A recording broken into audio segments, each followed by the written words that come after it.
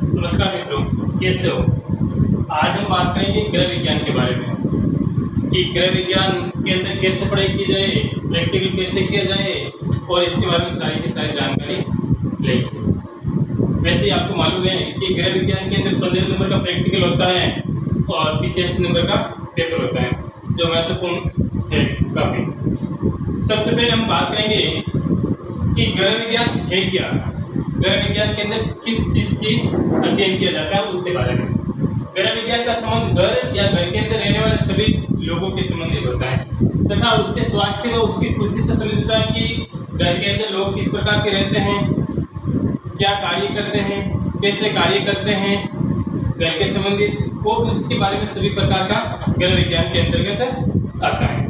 ग्रह विज्ञान तथा घर के प्रबंधन व विज्ञान हमसे तथा हमारे घर, हमारे परिवार के सदस्य तथा हमारे संसाधन के संबंधित सारी की सारी बातें ग्रह विज्ञान के अंतर्गत आती हैं। यानी हमारा जो घर होता है उस घर परिवार के या फिर जितने भी परिवार के सदस्य होते हैं तथा हमारे जो भी संसाधन होते हैं उन सारे संबंधित ग्रह विज्ञान के अंतर्गत आते हैं। देखो, ग्रह विज्ञान को दो अलग अलग क्षेत्र के अंदर बांटा गया है। जिस प्रकार के जैसे कला के अंदर अलग बांटा गया और विज्ञान के अंदर अलग बांटा गया है कि ग्रह विज्ञान को कला के साथ किस प्रकार संबंध है, ग्रह विज्ञान का विज्ञान के साथ में किस प्रकार का संबंध है। वर्ड के अंतर्गत हमें मालूम पड़ता है कि ग्रह विज्ञान दो अलग अलग भाग वर्ड आ रहे हैं। तो घर यानी घर के संबंधित और विज्ञान, इन दोनों का संबंध किस प्रकार के आपस में है, उन सब के बारे में हम विस्तार से बात करते हैं। विज्ञान के अंदर भी अलग अलग भागों के अंदर बांटा गया है, जैसे भौतिक शास्त्र है, रसायन शास्त्र है, जीव शास्त्र है, मानव विज्ञान है, मनोविज्ञान है, सामुदायिक विकास है। इस प्रकार के जो प्रौद्योगिक होते हैं उस सब के बारे में हम इनके अंतर्गत बातचीत करेंगे। जैसे कुछ गतिविधियों के बारे में बात करते हैं कि एक होता है स्नान करना, इसके अंदर कला के बारे में बात करेंगे कि हम स्नान क्यों किया जाता है, क्योंकि साफ सुथरा होने के लिए, साफ सुथरा महसूस करते हैं स्नान करेंगे तो वो तो उसकी प्रमुख कला होती है। यदि विज्ञान के बारे में बात की जाए तो हमारे शरीर की धूल मिट्टी और कीटाणु निकल जाते हैं, ये विज्ञान का प्रमुख कारण होता है। यानी अपन बात करते हैं कि विज्ञान और कला इसके अंतर्गत कि कोई भी व्यक्ति ये कोई गतिविधि लेते हैं, तो कि स्नान करना एक गतिविधि लेते हैं तो स्नान करेंगे तो कला के अंतर्गत आता है। इसके अंदर कि साफ सुथरा व्यक्ति होता है और इसका विज्ञान के संबंधित क्या होता है कि कोई भी हमारे धूल मिट्टी होती है, कीटाणु होता है, शरीर से वो निकल जाते हैं। इसी प्रकार नाश्ता करना, जो नाश्ता करते हैं ना वो आकर्षण रूप से परोसे और सही भोजन का चयन करना, भोजन में पोषण मूल्यों का संवर्धन करना, इस प्रकार के ये विज्ञान और कला का आपस में महत्वपूर्ण जुड़ाव है। ग्रह विज्ञान महिला और पुरुष दोनों के लिए संभावित रोजगार के अनेक अवसर व्यापक रूप से उपलब्ध कराते हैं। ये विज्ञान न केवल आपके घर तथा व्यक्तिगत जीवन तथा खुशहाल बनाने में सहायक होता बल्कि आपको व्यावसायिक जीवन में भी सहायता करता है। ये बोल रहा है कि विज्ञान होता है वो इस पुरुष और महिला दोनों के लिए रोजगार का अवसर भी प्राप्त करता है, कि रोजगार भी दी जाता है। ये केवल ज्ञान तथा घर व्यक्तिगत जीवन को खुशहाल बनाने में सहायक होता है बल्कि ये व्यावसायिक जीवन में भी सहायता होता है कि अपना व्यवसाय किस प्रकार से चलता है, उसके अंतर्गत भी ये कार्य आते हैं। ग्रह विज्ञान में आप अनेक प्रकार के कौशल अध्ययन करेंगे। कौशल का अर्थ होता है, कौशल का अर्थ क्या होता है कि अपने घर के अंदर संचालित होने वाले कार्य आप खुद किस प्रकार से कार्य कर सकते हैं, अपने अंदर हुनर किस प्रकार का होता है, ये सारा का सारा कौशल के अंतर्गत आते हैं। देखो, ग्रह विज्ञान एक शास्त्र व्यवसाय के अंतर्गत भी आता है, उनका किस प्रकार से महत्व है। यह विज्ञान की विशेषता के कुछ क्षेत्र शामिल होते हैं, जैसे भोजन, पोषण, संप्रेषण एवं विस्तार, संसाधन व मानव विकास, कपड़ा परिधान आदि। इस प्रकार के यह एक शास्त्र एवं व्यवसाय के अंतर्गत आते हैं। अपन मुख्य रूप से देखो, अब विशेष ध्यान देना।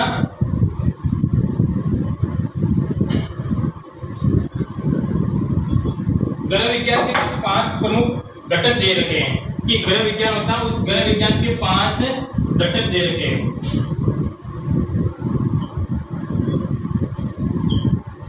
उसको वापस 5 घटकों के अंदर बांटा गया है।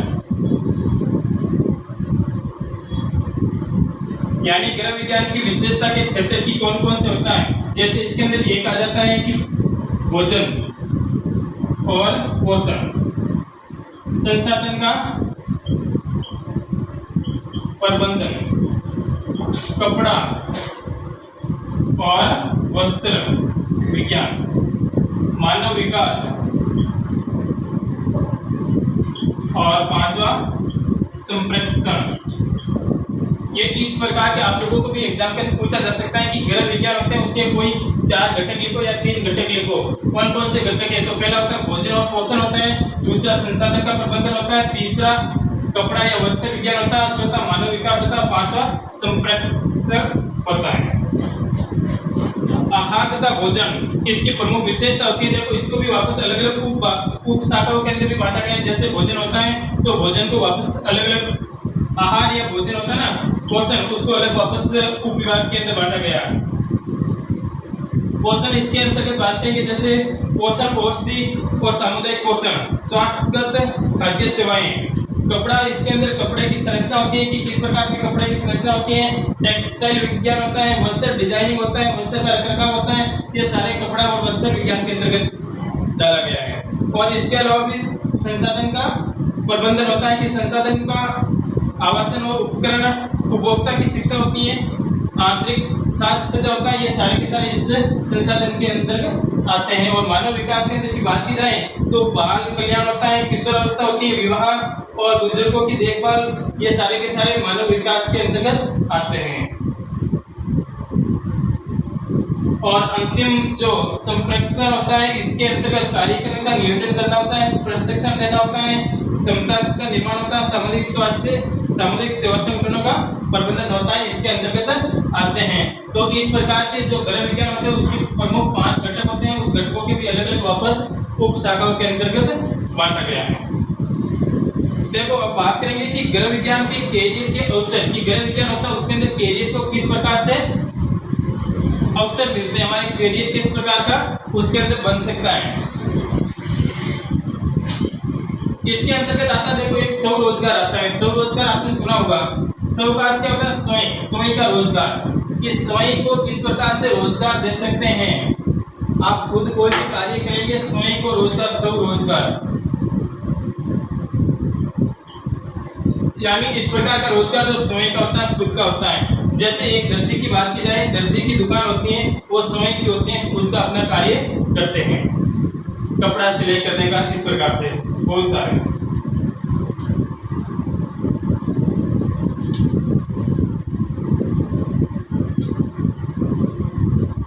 एक तो स्वरोजगार होता है, दूसरा होता है कि नौकरी करना या रोजगार। उसके अंतर्गत ये आता है कि हम खुद किसी दूसरे व्यक्ति के पास में जाएंगे और उनके कार्य के अंदर हम सहयोग करेंगे, वो नौकरी होती है। वेतन रोजगार का अर्थ होता है कि हम किसी को वेतन लेकर हम खुद उसके बदले में कार्य करेंगे, कार्य के बदले में हम वेतन लेंगे, तो वो वेतन रोजगार के अंतर्गत आता है। एक तो स्वरोजगार होता है और दूसरा होता है वेतन रोजगार। वेतन रोजगार इसके अंतर्गत आता है कि हम वेतन के बदले कार्य करेंगे। स्वरोजगार का अर्थ होता है कि हमारा स्वयं का खुद का कार्य होता है। गृह विज्ञान के अंतर्गत भी अलग अलग विभाग, अलग अलग रोजगार के अवसर होते हैं। जैसे आंतरिक साज सज्जा के बारे में, आर्ट क्राफ्ट के बारे में, केटरिंग के बारे में, खाद्य संरक्षण के बारे में, हाउसकीपिंग व उससे संबंधित सेवाओं के बारे में, अध्यापन के बारे में, संसाधन प्रबंधन के बारे में। इस प्रकार के विभिन्न प्रकार के कार्य होते हैं जो हम इस गृह विज्ञान के अंतर्गत पढ़ाई कर सकते हैं। इसके भी वापस अलग अलग प्रकार के रोजगार के अवसर होते हैं। स्वरोजगार के अंतर्गत भी आते हैं कि किस प्रकार के हम खुद का रोजगार कर सकते हैं, किसके ऊपर हम डिपेंड रह सकते हैं, किसके ऊपर वहाँ जाके वेतन के आधार पर रोजगार प्राप्त करते हैं, ये सब इसी के अंतर्गत आते हैं। इसके बाद में हम बात करेंगे गृह विज्ञान के मूलभूत घटक। जिस प्रकार के पहले भी हमने बात की थी कि गृह विज्ञान के प्रमुख 5 घटक होते हैं, उसी प्रकार के वापस गृह विज्ञान के प्रमुख 5 मूलभूत घटक जो भोजन होता है, संसाधन प्रबंधन होता है, टेक्सटाइल होती है, मानव विकास होता है और शिक्षा, जो हम पहले ही इसको जानकारी प्राप्त कर चुके हैं। चलो मित्रों, इसी के आधार पे हमारा पहला पार्ट यही कंप्लीट होता है। अभी हम बात करेंगे दूसरे चैप्टर के बारे में। धन्यवाद।